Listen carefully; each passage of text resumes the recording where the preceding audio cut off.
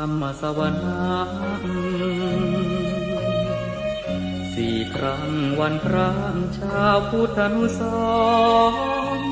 เข้าวัดฟังธรรมจำศีลสังวรทำบุญสุนทรศีลธรรมนำพาขึ้นแรม8 ค่ำวันธรรมสวนาเลิกละก่อกรรมทำบาปหยาบช้ากลางเดือนสิ้นเดือนเตือนกายวาจาจิตใจไปหาคุณงามความดีประพฤติยึดธรรมประจำชีวิตทุกวันเป็นนิจพ้นทุกข์สุขีวันพระสำรวจตรวจดูความดีอย่าปล่อยชีวิตให้ว่างห่างทางระฆังกังวานแววผ่านลมพัดเสียงสวดธรรมวัดวังเวงแววสังเสียงพระพร่ำแจ้งแสดงพระธรรมเอกลักษณ์เลิศล้ำประจำชาติไทย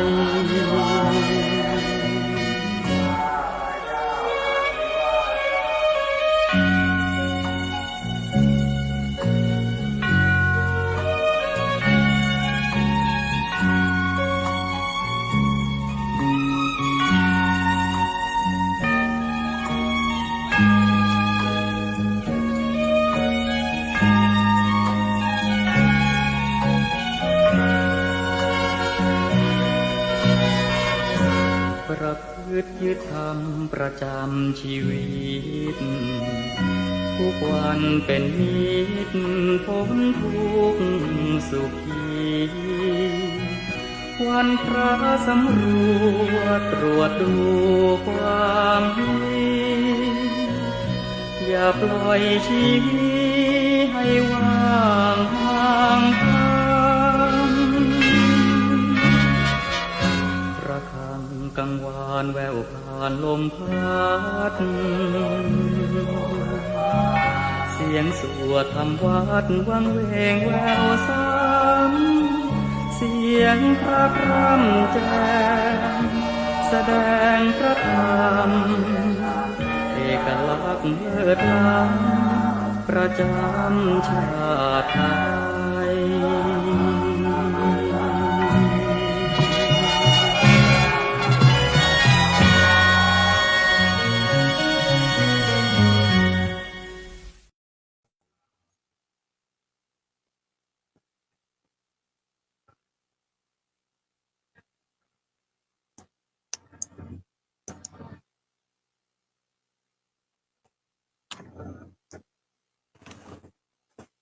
เจริญพรท่านสาธุชนทั้งหลาย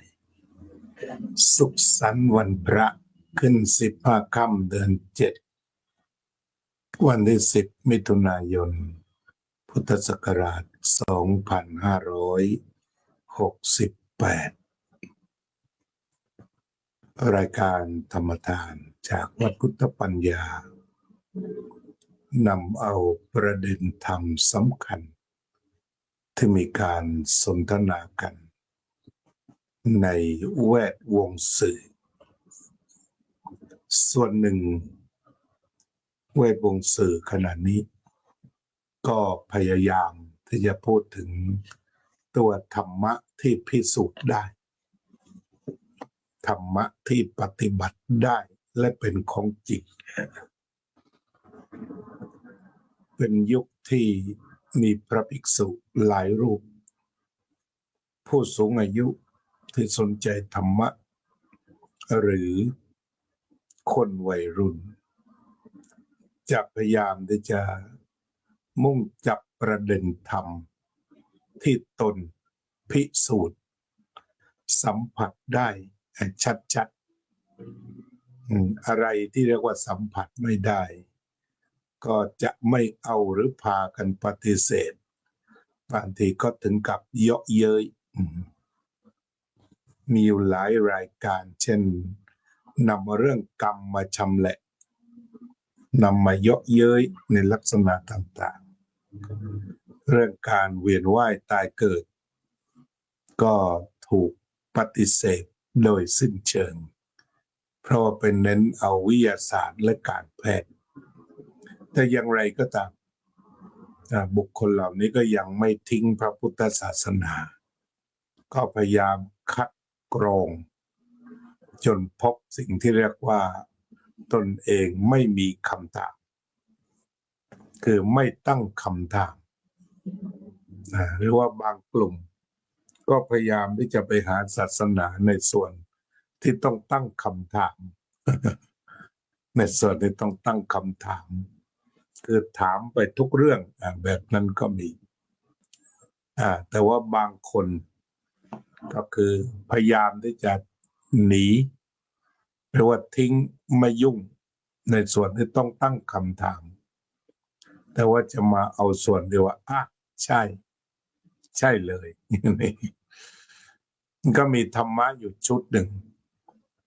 เวลาเราเรียนธรรมวิภาคเป็นธรรมะเปิดตัวพระพุทธศาสนาเรียกว่า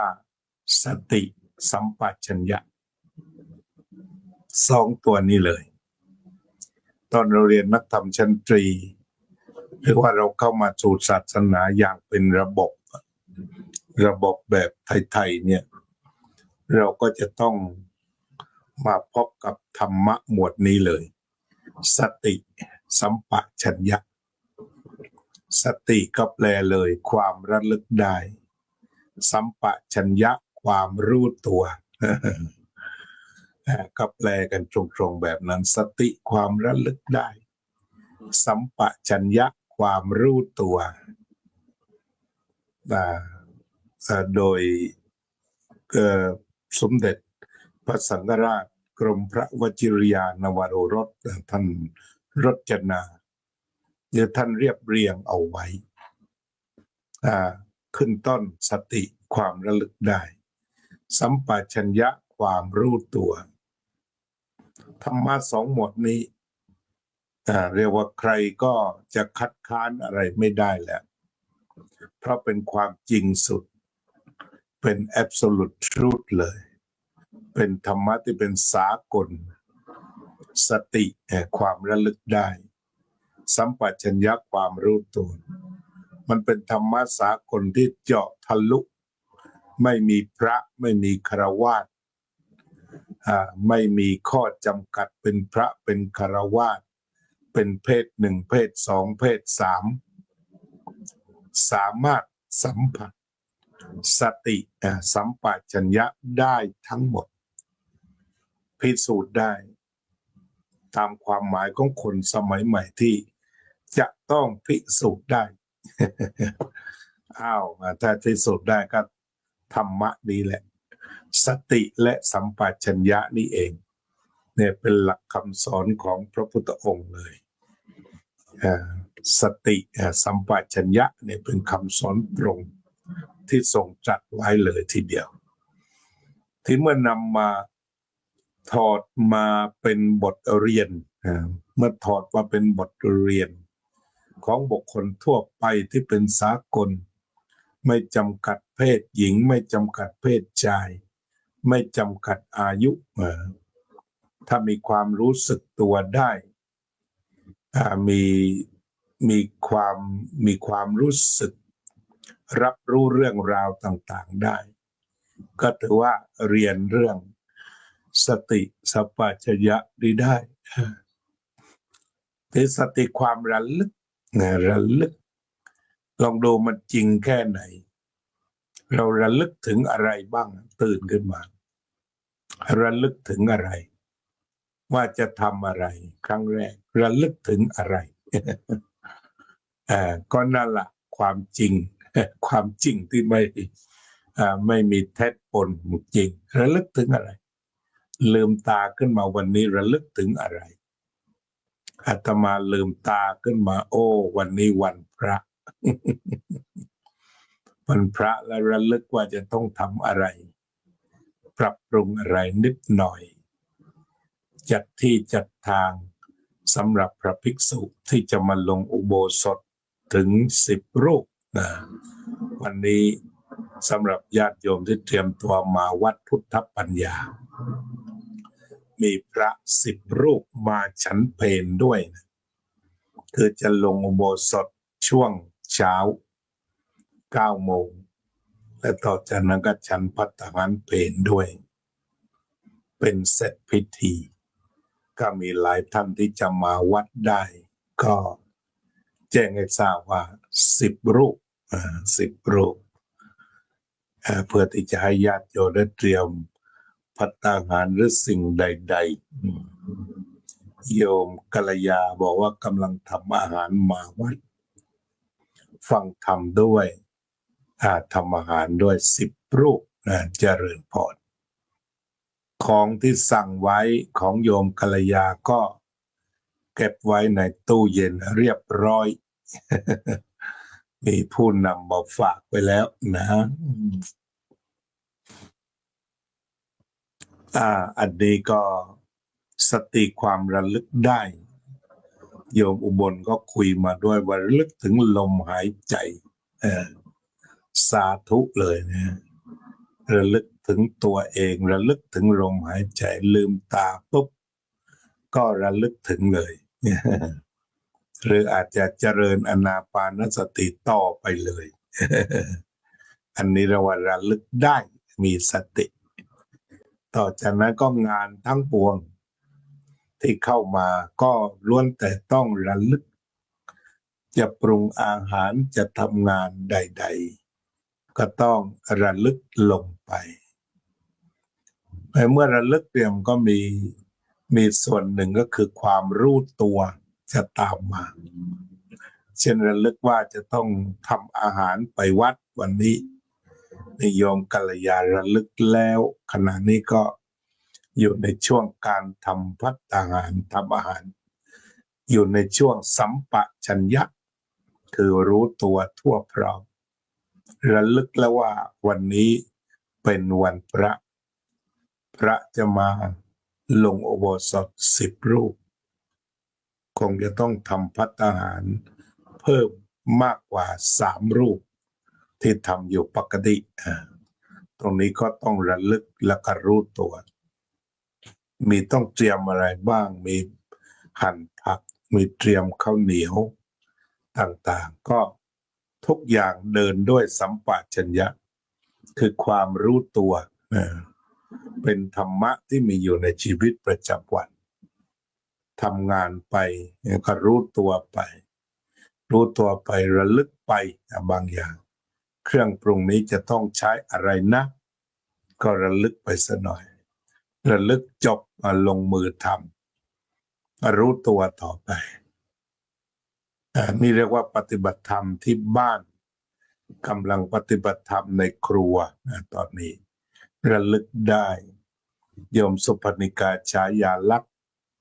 ตอนนี้ก็คงจะเตรียมภัตตาหารมาเลี้ยงเช้าวันนี้พระ4 รูปฉันภัตตาหารเช้าก็อยู่ในสติและสัมปชัญญะระลึกอะไรหนอ วันนี้เตรียมพร้อมแล้วก็ก่อนจะมาวัดก็ระลึกซะอีกครั้งหนึ่งจะลืมอะไรบ้างอย่างนี้เอาตามที่โยมเล่ามาให้ฟังก็เป็นเรื่องธรรมะทั้งหมดธรรมะที่มันมีอยู่จริงทั้งหมดแต่ไม่ได้เป็นเรื่องที่ไม่จริงไม่ต้องพิสูจน์อะไรกันมากแล้วก็สามารถพิสูจน์ไปได้เป็นระยะที่กระทำอยู่อันนี้2 เคสที่จะมาวัดวันนี้ล้วนมีพระธรรมอยู่ในชีวิตปฏิบัติธรรมอยู่ในชีวิตการระลึกได้ถึงเครื่องปรุงอาหารในแต่ละชนิดตรงนี้ก็อยู่ที่สติระลึก มีภาษาอังกฤษที่เขาใช้หลายคำนะแต่ว่าชอบอีกคำหนึ่งว่า recollection หรือว่า recollection re แปลว่าใหม่ collect ก็แปลว่าเก็บแต่ recollection ถ้าเราแยกศัพท์เล่นแบบไทยๆ re แล้วก็ collection ก็คือการเก็บ re ก็คือเก็บมาใหม่ดึงมาใหม่ทำอาหารแบบนี้ใช้อะไรก็นำมาคิดสมัยเรียกว่า recollection แปลว่าระลึกถึงอีกอย่างหนึ่งอีกตัวหนึ่งสัมปชัญญะก็คือรู้ตัวเมื่อระลึกได้แล้วก็รู้ตัวขณะที่กำลังกระทำสติเราอาจจะหมายถึงสภาวะการระลึกก่อนที่จะลงมือก่อนทำก่อนพูดก่อนคิดก่อนเดินก่อนหั่นผักก่อนต้ม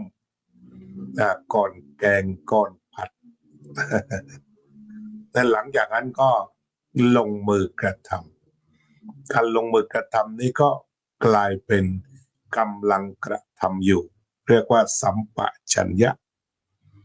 ถึงวิธีเจริญสัมปชัญญะที่เป็นต้นแบบ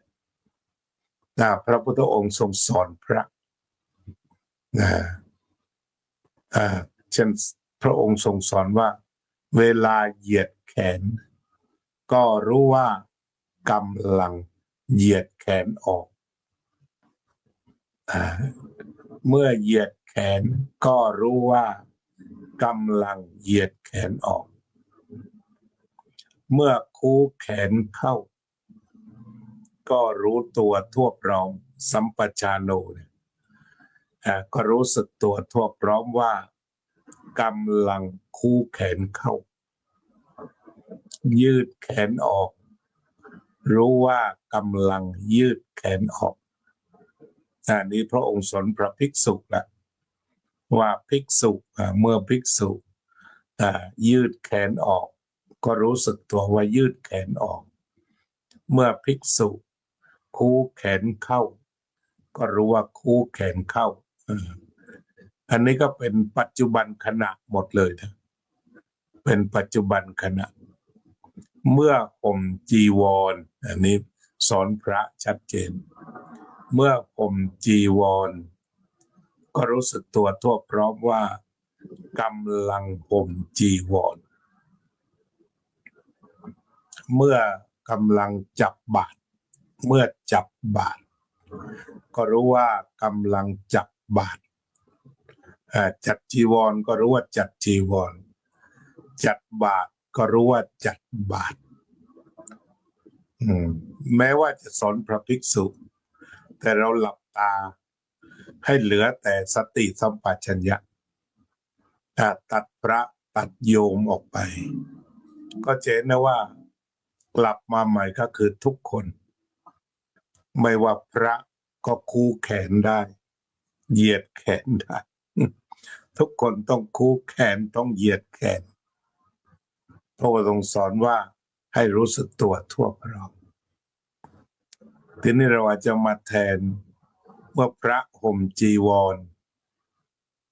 ก็ใช้กับญาติโยมว่าสวมเสื้อผ้าเมื่อสวมเสื้อผ้าก็รู้ว่าสวมเสื้อผ้าเมื่อรู้กำลังสวมเสื้อผ้าอยู่เมื่อนำเสื้อผ้าออกก็รู้ว่ากำลังนำเสื้อผ้าออกแต่ก็ประยุกต์ล่ะทีนี้เมื่อล้างจานลองใส่ลงไปมาแทนจีวรเมื่อล้างจานกำลังล้างจานก็รู้ว่ากำลังล้างจานเมื่อเช็ดจาน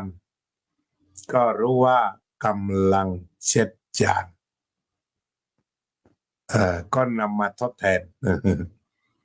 หมวดนี้หมวดสอนหมวดนี้พระพุทธองค์ทรงตรัสว่าเรียกกันว่าสัมปชัญญะปัปพะก็คือ chapter หรือว่าบท บทที่ว่าด้วยเรื่องสัมปชัญญะโดยตรงพระองค์ทรงมีจุดมุ่งหมายที่จะอธิบายเดี่ยวไปเลยว่าสัมปชัญญะแต่ว่าสติสัมปชัญญะก็มาคู่กันเลยแต่ว่าตรงนี้ทรงอธิบายเดี่ยวลงไปว่าหมายถึงความรู้สึกตัวทั่วพร้อมคู่แขนเหยียดแขนห่มจีวรจับบาตรต่อไปก็ก้าวไปข้างหน้าก้าวเท้าไปข้างหน้ารู้สึกตัวทั่วพร้อมว่าก้าวเท้าไปข้างหน้าถอยหลังมาดึงเท้ากลับมาข้างหลังก็รู้ว่าดึงเท้ากลับมาข้างหลังอันนี้ต้นบทหรือว่าตัวบทเราเรียกว่าตัวบทแห่งสัมปชัญญะเป็นเช่นนี้เราจึงมีสำนักเจริญสติที่ยิ่งใหญ่และก็เป็นประโยชน์ทั้งพระสงฆ์และฆราวาสจำนวนมากในประเทศไทยเราเรียกเป็นสายเช่นสายหลวงพ่อเทียนซึ่งถือว่ามีความกว้างใหญ่ไพศาลสายหลวงพ่อเทียนสมัยก่อนที่ท่านอาจารย์ทวีวัฒน์บุญธริกวัฒน์สมัยที่ท่านมาทำปริญญาเอกที่ฟิลาเดลเฟียแล้วก็มาอยู่นิวยอร์กมาเผยแผ่ธรรมะอยู่ก็สามารถนำเรื่องที่หลวงพ่อเทียนวางไว้ด้านสติสัมปชัญญะมาเชื่อมโยงกับวัดในมหายานอย่างดีจนเจริญเติบโตมาถึงวันนี้ก็ได้ทราบจาก TikTok ของท่านอาจารย์ทวีวัฒน์ซึ่งท่านบวชแล้วตอนนี้ก็ท่านบวชแล้วสมัยก่อนสอนอยู่ที่มหาวิทยาลัยมหิดลเคยไปออกอากาศด้วยกันที่สถาบันปรีดีพนมยงค์อาตมาประทับใจสมัยนั้นคุยกันเรื่องการบริหารจัดการวัดท่านอาจารย์ทวีวัฒน์ท่านบอกว่าวัดจะต้องเป็นของพุทธบริษัทของเราก็มีภิกษุสามเณรอุบาสกอุบาสิกาถ้าให้ครบตามพระบาลีก็ภิกษุภิกษุณีอุบาสกอุบาสิกาตรงนี้ประทับใจท่านมากว่าจะต้องมีสภาพุทธบริษัทจะต้องมีพุทธบริษัทเป็นผู้ดูแลวัดตั้งแต่นั้นมาร่วม30 กว่าปีก็ไปออกอากาศกันแล้วอาตมาก็เห็นภาพที่อาจารย์ทวีวัฒน์ท่านพูดเนี่ยเห็นภาพชัดเจนว่าแท้จริงไม่ใช่เรื่องฝันเหมือนกันแท้จริงก็คือพุทธบริษัทนั่นเองเป็นผู้จัดการวัดแต่ว่าถ้าเราดูพระราชบัญญัติคณะสงฆ์พระปฏิบัติของวัดตอนนี้ไปให้อำนาจเจ้าอาวาสแบบว่าเด็ดขาดเสียคนเดียวแล้วก็มีแต่งตั้งไวยาวัจกรนี่ก็กำกับไปซะด้วยต้องเป็นผู้ชายเท่านั้นตรงนี้ถือว่าแคบมากในขณะที่บทบาทของผู้หญิงตั้งแต่อดีตถึงปัจจุบันในการสนับสนุนดูแลวัดแต่ว่าไปกำกับว่าไวยาวัจกรเป็นผู้ชายเท่านั้นซึ่งตรงนี้ก็ขาดการมีกรรมการวัดวันก่อนก็ได้อ่านเกี่ยวกับเรื่องงานที่ท่านรู้สึกจะเป็นรองผู้อำนวยการสำนักพุทธแห่งชาติเป็นปรริยธรรม9 ประโยคด้วยได้มาพูดว่าวัดไม่ควรมีกรรมการเพราะไม่ใช่มูลนิธิ แต่มีไวยาวัจกร แต่ทีนี้ถ้าดูตัวโครงสร้างทีนี้ท่านอาจารย์ทวีวัฒน์ท่านฝันว่ามันต้องเป็นของพุทธบริษัทคือเราคุยกันถึงการปฏิรูป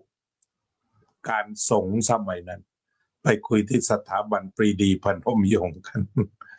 อาตมาถึงกับว่ามีหนังสือเล่มหนึ่งทีเดียวปฏิรูปการสงฆ์คือให้พุทธบริษัทเข้ามามีส่วนช่วยเข้ามามีส่วนร่วมในการดำเนินการทีนี้โครงสร้างของสหรัฐอเมริกาเกี่ยวกับเรื่องวัดนั้นเขากระจายอำนาจให้แต่ละวัดร่างกฎหมายเองเรียกว่าบายลอการตั้งวัดจะต้องมีบายลอแล้วก็นำเสนอต่อสเตทเขาไม่ว่าอะไรคุณอยากจะบริหารกันแบบนี้โครงสร้างแบบนี้คุณบอกฉันก็สเต็มให้คุณก็ถือว่าต่อแต่นี้ไปนี่คือกฎหมายวัดของคุณก็ทำกันได้เลยดำเนินงานกันไปนี่ลักษณะกระจายอำนาจแต่ถ้าจะแก้ไขปัจจุบันนี้ก็คือว่าเช่นแทนที่จะตั้งไวยาวัจกรเพียง1 คนขึ้นไปนะกฎหมายก็เปิดตรงนั้นคือถ้าจะตั้งไวยาวัจกรให้เยอะจนเป็นกรรมการก็ได้เช่นว่าจะอยู่ในฝ่ายของผู้เผยแผ่ฝ่ายสาธารณสงเคราะห์แต่ถ้าจะเดินตรงไปตามกฎหมายคณะสงฆ์ก็คือเป็นผู้ชายเท่านั้นยังถูกจำกัดอยู่ในกฎหมายนี้ทีนี้ข้อปฏิบัติเวลาเรียบร้อยดีก็ดีอยู่แต่ถ้าว่าเวลาเกิดปัญหาก็เกิดกัน 2-3 คนเจ้าเอากับวิยาวัจกรคนอื่นก็เข้าไม่ถึงยังตันมึนงงกันอยู่แล้วก็ลักษณะที่จะเปิดโอกาสให้แต่งตั้งกรรมการต่างๆรู้สึกยังไม่ได้อ่านว่ามันมียังไงบ้างของประเทศไทยจะมีท่านสุภาพสตรีหรืออุบาสิกาเข้ามาได้ไหมเนี่ยโดยตัวโครงสร้างของกฎหมายงั้นก็ได้มองคลิปของอาจารย์ทวีวัฒน์ที่ท่านได้นำพุทธศาสนามาปัจจุบันนี้มีกลุ่มอยู่ที่นิวยอร์กแล้วก็คอนเนคติคัตเกี่ยวกับการเจริญสติสัมปชัญญะนี่เองแต่ว่าระลึกถึงท่านสมัยไปขึ้นเวทีด้วยกันที่จะมองว่าเราจะปฏิรูปการบริหารจัดการพุทธศาสนาอย่างไรที่คุยกันมาตั้งแต่ก่อน 2540 คือสมัยอาตมาอยู่ประเทศไทยอาตมาก็เลยได้ไปทดลองที่วัดเจดีย์หลวงอำเภอคะนองจังหวัดนครศรีธรรมราชในการมีไวยาวัจกรแผนกต่างๆขึ้นมาตามกฎหมายนั่นแหละแล้วก็ท่านอุบาสิกาก็มาสนับสนุนแต่ว่าในนี้โครงสร้างมันไม่ได้รับว่าให้อุบาสิกาเนี่ยมาเป็นกรรมการได้ แต่ทางวัดพุทธปัญญาที่เราดำเนินการมาก็ตั้งแต่เริ่มตั้งวัดอุบาสิกาก็เป็นประธานบอร์ดปัจจุบันนี้อุบาสิกาก็เป็นประธานคณะกรรมการบริหารได้แล้วก็ทำงานกันมาเรียบร้อยแม้วัดต่างๆในสหรัฐอเมริกาก็ส่วนใหญ่ถ้าไปถามดูหัวเรี่ยวหัวแรงในการจัดก็ล้วนเป็นอุบาสิกาอย่างการจัดงาน101 ปีของหลวงตาชีภาพที่ถ่ายมาก็คือส่วนใหญ่อุบาสิกาทำงานกับพระแล้วก็มีการถ่ายทอดสดมาว่าปีหน้าอาจจะมีเจ้าภาพ ก็เป็นอุบาสิกา2 คนที่จะรับไม้ต่อว่าจะฉลองครบ102 ปีหลวงตาชีที่วัดไทยวอชิงตันดีซีตรงนี้ก็เป็นอุบาสิกาแต่ว่าโครงสร้างวยาวัจกรของเราไม่มีวยาวัจการีวยาวัจการีก็ได้เราไม่ได้ทำโครงสร้างให้ตรงนั้นฉะนั้นพอเกิดปัญหาปุ๊บอย่างของวัดไร่ขิงเนี่ยก็กลายเป็นว่าวยาวัจกรไม่ทราบว่าท่านตั้งไว้กี่คนเวลามีข่าวมันก็พร่ามัวไปหมดวยาวัจกรไม่ทราบว่ามีกี่คนก็ไม่ได้แสดงตนออกมาก็กลายเป็นว่าทำงานกันอยู่2-3 คนเวลาเกิดปัญหาเป็นพันล้านทำงาน3 คนอย่างนี้ก็เรียกว่ามันไม่มีเหตุผลต่อติคุณมีเงินวิ่งเข้าออกพันล้านทำงานอยู่3 คนอย่างนี้อันนี้ก็ระลึกถึงท่านอาจารย์ทวีวัฒน์บุญธริกวัฒน์ที่ท่านพูดถึงสภาพุทธบริษัทเดตมาก็คิดว่าถ้ามีโอกาสในประเทศไทยก็คงจะทำในรูปถึงพยายามที่จะไม่ผิดกฎหมายแต่ว่ามันมีช่องไหนที่จะเอื้อเฟื้อจนกลายเป็นสภาพุทธบริษัทได้ซึ่งตรงนี้สำคัญอันนี้ก็คุยกันเลยว่าแนวความคิดเรื่องวัดวาอารามหรือการบริหารจัดการวัดซึ่งประเทศไทยนี่มักจะเดี่ยวแบบเจ้าวาดเดี่ยวมาเลยคือมีอะไรขัดใจถ้าลบเนี่ยเจ้าวาดลบได้จดหมายฉบับเดียวนี้ไล่พระไปเลยแต่ไม่ต้องมีคณะกรรมการสอบสวนหรืออะไรใดๆทั้งสิ้นไล่แล้วก็เสียผู้เสียคนไปเลยวัดอื่นเขาก็ไม่รับกันแล้วเพราะเจ้าวาดดั้งเดิมไล่แล้วแต่ว่าไม่ได้มีคณะกรรมการกลั่นกรองการให้โอกาสแบบนี้มันก็ดีอยู่ส่วนดีก็คือว่าท่านซื่อใสบริสุทธิ์ก็แบบวัดทั่วไปเจ้าวาดก็ดีซื่อใสบริสุทธิ์ก็ไม่เกิดปัญหาแต่ถ้าเกิดปัญหาแล้วมันก็หลุดไปเลยไม่มีการตรวจสอบไม่มีต้องรับรู้เช่นบางคนไปถามเจ้าอาวาสเป็นไงตอนนี้วัดมีเงินเท่าไหร่เจ้าอาวาสบางวัดเองไม่ตอบว่ามีเท่าไหร่แต่ตอบว่ามาทางไหนไปทางนั้นเคยมีคือไม่ได้จำเป็นต้องตอบไม่จำเป็นต้องแจงไม่จำเป็นต้องบอกเพราะไม่มีกฎหมายรองรับสำนักพุทธอาจจะมีนโยบายอะไรอ่อนๆบอกว่าวัดจะต้องส่งบัญชีใช่ไหมแต่ก็ไม่ได้ตรวจสอบอะไรกันอย่างจริงจังเพราะว่ากฎหมายไม่ได้ตราไว้ในกฎหมายหรือกฎมหาเถรสมาคมนั่นเองอันนี้ก็แนวคิดของท่านอาจารย์ทวีวัฒน์บุญธริกวัฒน์อาตมาก็นำมาใช้ที่วัดพุทธปัญญาตลอดก็คือฟังทั้งอุบาสกอุบาสิกาก็ทำงานไปด้วยกันนั่นแหละก็เปิดโอกาสอุบาสกอุบาสิกาที่จะได้ใช้แนวความคิดและการบริหารจัดการให้เป็นไปตามความปรารถนาที่จะตอบโจทย์บางอย่างในทางสถานการณ์พระพุทธศาสนาก็เป็นที่น่าชื่นใจอย่างวันพระก็มีผู้มาถวายภัตตาหารมาร่วมกิจกรรมกันเป็นจำนวนมากแล้วตอนนี้การที่ได้เห็นคนเข้าวัดในวันพระเป็นพระก็น่าชื่นใจเพราะนี่คือประเพณีที่เก่าแก่ที่สุดการลงอุโบสถก็ถือว่าเป็นเรื่องสำคัญการที่พุทธศาสนิกชนมาวัดก็เป็นเรื่องสำคัญที่จะต้องเอาใจใส่นั่นก็คือเจ้าวาดจะต้องเอาใจใส่ต้อนรับญาติโยมที่ มาสมาทานศีล 5ศีล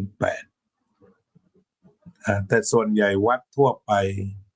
ก็มักจะไปใส่ใจกิจนิมนต์ที่จะนิมนต์ไปไหนอย่างไรเสียก่อนแล้วก็กิจกรรมศีล 5ศีล 8ไว้ทีหลังหรือแทบจะไม่มีใครอยากจะลงไปแต่สมัยสิ่งเหล่านี้มันก็เกิดกันสมัยก่อนอาตมาอยู่วัดประยุรวงศาวาสปี2520ตอนเย็นๆก็หาพระเทศยากวันหนึ่งลุงเหลิมหัวหน้าอุบาสกของวัดก็ขึ้นมาอาตมาเนนเทศเป็นไหมได้เทศได้ก็ได้ไปเทศตั้งแต่วันนั้นวันหนึ่งเทศอยู่ท่านเจ้าคุณขึ้นไปอาตมาก็เทศเรื่องอริยมรรคมีองค์8วันนั้นหลวงพ่อฟังจบไปกราบเท้านิ่มๆท่านก็ชื่นชมบอกต่อไปนี้อนุญาตให้เนนเทศได้เลยในวันที่ไม่มีพระ แต่ส่วนมากก็เลยขึ้นมาเทศอยู่ประจำเจ้าคุณชัยวัฒน์ด้วยช่วงนั้นทั้งนี้เพราะว่าตอนหัวค่ำเวลาแบบนั้นเขาไปสวดกันหมด เขาจะไปสวดศพกันหมดเลยหาพระที่จะมาเทศกับญาติโยมยากอันนี้ก็เคยพบปรากฏการณ์แต่ส่วนอาตมานั้นสมัยที่ไปอยู่ที่ขนอมวัดเจดีย์หลวงก็ชวนญาติโยมมานอนวัดคึกคักมากญาติโยมบาศกเป็น10 คนหลายคนเคยดื่มสุราตอนเย็นๆถึงกับหยุดแล้วมาสมาทานอุโบสถศีลนอนวัดกันนี่ก็คือแกนหรือหลักของการไปวัดในวันพระหรือ8ค่ำเมื่อก็ได้มีโอกาสชมคลิปท่านอาจารย์ทวีวัฒน์ก็ระลึกถึงสยาวแต่ว่าท่านเองก็สอนเรื่องสติสัมปชัญญะแบบหลวงพ่อเทียนกลับมาอีกทีซึ่งรู้สึกจะปีนี้ท่านจะมาจำพรรษาที่อเมริกาเหมือนกันเพราะว่าท่านมีศูนย์แล้วมีศูนย์การเจริญสติแบบหลวงพ่อเทียนถึง2 แห่งก็ดำเนินการโดยชาวอเมริกันเองถือว่าประสบความสำเร็จในการเผยแผ่ตัวแก่นตัวหลักธรรมนี้ฉะนั้นการที่จะนำเอาสติสัมปชัญญะมาใช้ในโลกตะวันตกก็สำเร็จเพราะว่าทางชาวอเมริกันเองก็ขนขวายทำแต่ว่านอกจากนี้หลวงพ่อติดนัดหันที่ท่านจับ mindfulness จับเรื่องสติเรื่อง awareness เรื่องสัมปชัญญะเป็นหลักแล้วก็ทำหนังสือต่างๆออกด้วยตัวของท่านเองก็ประสบความสำเร็จตรงนี้ก็จะเป็นตัวพิสูจน์ได้ว่าสติสัมปชัญญะเนี่ยเป็นธรรมะสากลที่ไม่มีใครปฏิเสธแสดงกับใครก็ได้มันก็เป็นหลักสูตรสากลของมนุษย์ได้เลยขับรถมันก็ต้องมีสติสัมปชัญญะเดินทางก็ต้องมีสติสัมปชัญญะข้ามถนนก็ต้องเจริญสติแต่การสุดท้ายก็กลับมาหาต้นใหญ่คืออานาปานสติแล้วก็มหาสติปัฏฐานในสติปัฏฐานพระพุทธองค์ตรัสไว้ชัดมีสติและสัมปชัญญะถอนความพอใจและความไม่พอใจในโลกออกเสียได้นี่พลังที่ท่านกำกับหรือว่าถ้าเราจะพิจารณาเรื่องสติสัมปชัญญะก็ไปดูหน้าที่ใหญ่ถอนความพอใจความไม่พอใจออกเสียได้เพราะว่าความพอใจกับไม่พอใจมันถ่วงหัวใจอย่างหนักคือถ้าเอ็นไปทางความพอใจก็จะหมกบุ่นมัวเมาลุ่มหลงแต่ถ้าสมมติเราไปด้านความไม่พอใจ ยังไงก็อึดอัดขัดเคืองจะฆ่าทิ้งจะทำลายทั้งวาจาทำลายทั้งกายทำลายหมดถ้ามันโดนความไม่พอใจมาครอบงำพระพุทธองค์จึงบอกว่าถอนไปซะมันหนักใจ มันหนักใจอันตรายต่อใจแล้วเป็นที่มาก็โรคใจถอนถอนออกไปแต่ถอนด้วยอะไรก็ถอนด้วยสติสัมปชัญญะเอาสติสัมปชัญญะมาปลูกแทนปลูกสติสัมปชัญญะแทนมาปลูกแทนแล้วก็ถอนความพอใจไม่พอใจออกไปเสียคืนสู่ธรรมชาติเราอยู่กับสติสัมปชัญญะพระพุทธเจ้าเองก็ตรัสสติเตสั่งนิวารนังสติย่อมป้องกันความชั่วได้ทุกชนิดสติมาโตสถาพัฏฐังผู้มีสติเป็นผู้เจริญทุกเมื่องั้นเมื่อถอนความพอใจและความไม่พอใจก็มอบใจให้สติสัมปชัญญะนี่สติสัมปชัญญะเนื่องจากมันเป็นธรรมะสากลที่เลยข้อจำกัดพระหรือฆราวาสอาจจะเรียกก็ว่ามันเป็นเซคิวลาธรรมคือธรรมะที่ในโลกฆราวาสหรือโลกียะนำไปใช้ได้สบายในระดับต่างๆหากมีสติสัมปชัญญะดีประเด็นแรกก็ป้องกันอุบัติเหตุอุบัติภัยทุกชนิดเลยแต่ที่ประการที่สองรักษาจิตสำนึกอันดีรักษาจิตสำนึกอันดีในการที่จะเป็นคนดีดีทางกายวาจาใจดีของครอบครัวดีของสังคมรักษาเอาไว้เช่นว่ามีสติสัมปชัญญะสมบูรณ์ไม่ดื่มสุราเพราะระลึกรู้อยู่เป็นชาวพุทธไม่ดื่มสุราอย่างนี้ระลึกสักอย่างก็ได้เห็นนอกจากนั้นก็สำคัญก็คือสติถูกวางไว้เมื่อตาเห็นรูปหูฟังเสียงจมูกดมกลิ่นลิ้นลิ้มรสกายถูกต้องโผฏฐัพพะจิตใจรับธรรมารมณ์ดูด้วยสติแล้วก็รู้ด้วยสัมปชัญญะฟังด้วยสติสัมปชัญญะดมกลิ่นด้วยสติสัมปชัญญะลิ้มรสด้วยสติสัมปชัญญะถูกต้องกายด้วยสติสัมปชัญญะปล่อยใจไปตามธรรมารมณ์ด้วยสติสัมปชัญญะรู้ว่าจะไปพบกับอันตรายอย่างไรคือจะต้องไปหาทุกข์คิดอะไรแล้วก็ถ้าจะไปหาทุกข์ก็กระตุกกลับมาต่อไปนี้เราก็จะเจริญสติสัมปชัญญะรู้ลมหายใจทุกขณะสักระยะหนึ่งขอเชิญ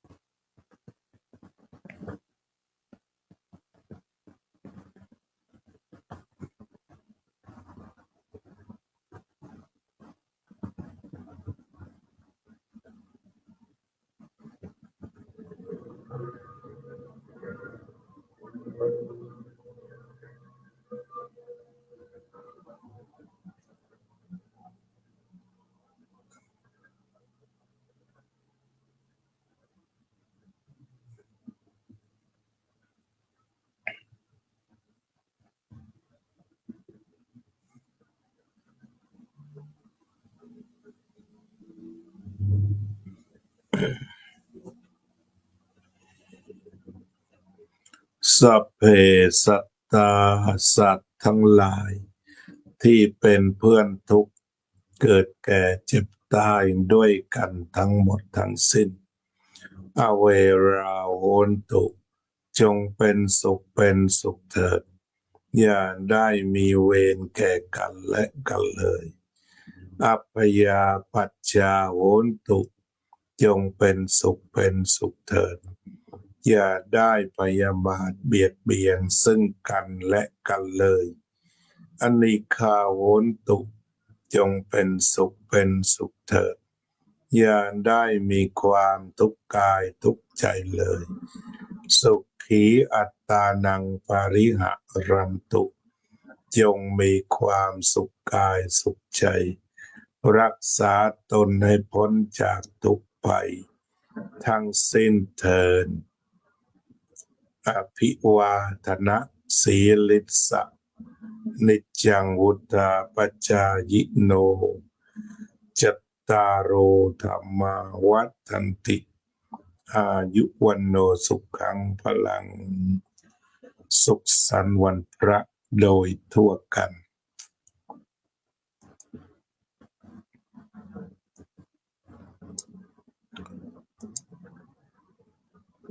เจริญพรสุขสันต์วันพระโยมสุนิตวงศ์สุเทพโยมกัลยาวงศ์ทิพย์คงคาสุขสันต์วันพระโยมพะเยาเจนพนัส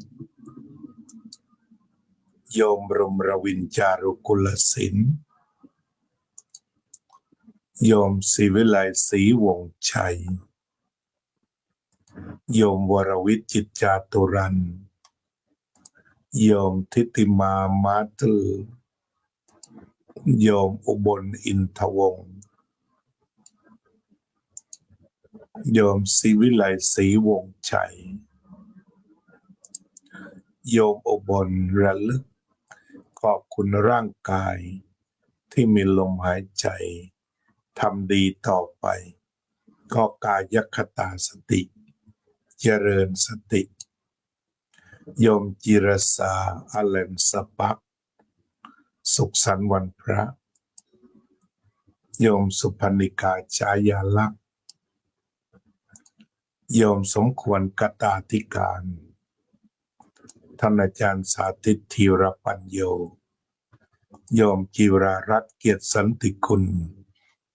โยมติวสุดซ่าโยมบัวผันสบายดีนะกลับถึงบ้านโดยสวัสดิภาพโยมนิพาพรยิ่งรุ่งโรจน์โยมน้อยพรหมประเสริฐโยมกุลาพัชรดุลสบายนะโยมโซเฟียสุภาพรโยมประพันธ์วงศ์พาณิชย์โยมหญิงคณิตโยมบัวผันหอนโยมคนางโยมเคนธนาโยมพรทิพย์กัญญาภิพัฒน์โยมหญิงปัญญาโยมกัลยาวงศ์ทิพย์คงคาร่วมภาวนาโยมบัวผันร่วมภาวนาโยมพรทิพย์ร่วมภาวนาโยมอุบลร่วมภาวนาโยมทิติมาร่วมภาวนาโยมน้อยร่วมภาวนาโยมจิรสาร่วมภาวนาโยมศิวิไลร่วมภาวนาโยมตุกรัชดาพรร่วมภาวนาโยมศิวิไลร่วมภาวนาอนุโมทนาสาธุรายการธรรมทานจากวัดพุทธปัญญาวันธรรมสวนะวันนี้ก็คงจะจากลาท่านผู้ฟังไปเพียงแค่นี้สุขสันต์วันพระใหญ่อีกครั้งหนึ่ง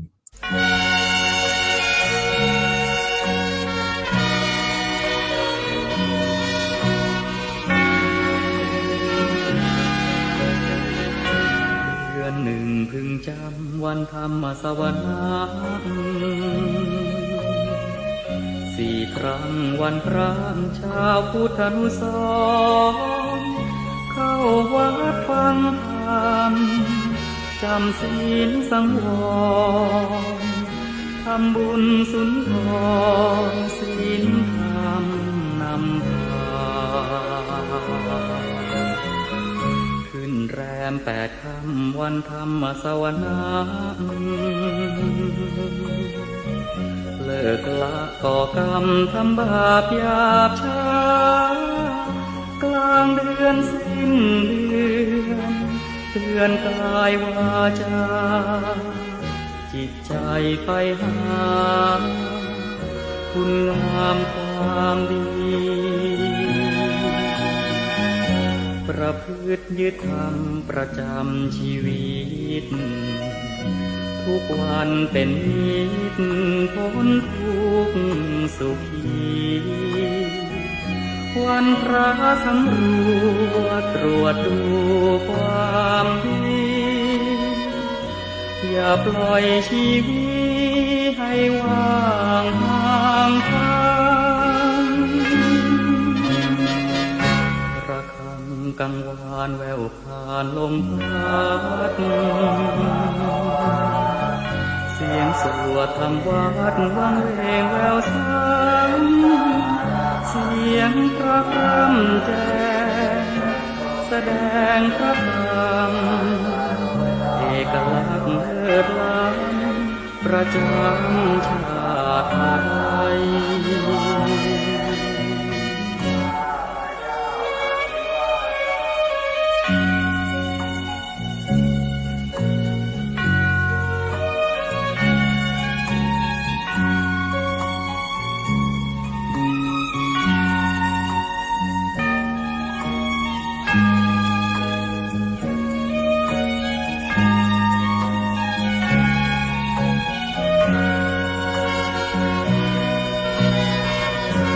ประพฤติยึดธรรมประจำชีวิ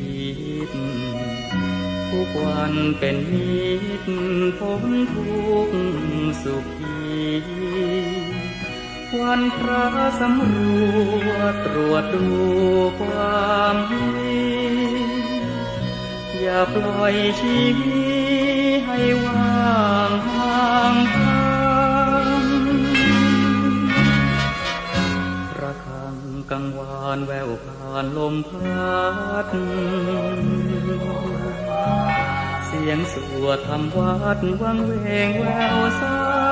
ำเสียงพระพร่ำแจ้งแสดงพระธรรมเอกลักษณ์เลิศล้ำประจำชาติไทย